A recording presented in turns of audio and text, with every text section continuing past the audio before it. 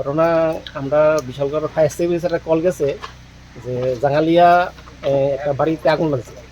Already আমি আইলাম, আইয়া দিয়ে রাবারের ফ্যাক্টরি পুরো আগ করে দিতে আছে। এর মধ্যে আমরা আগুন দিয়ে আগুন আইতে আনছি। কত টাকা মাল হয়ে যায়? এখন তো প্রায় 12 লাখ টাকা মাল তারা কইছে।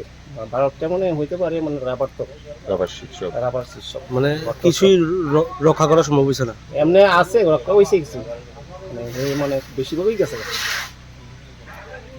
বাড়িতে বাড়িতে রাবারের গোডাউন আর কি একটা, যেমন যে স্টক রাবারও আছে, প্লাস একটা ধোয়া একটা কোডা আছে ধোয়া।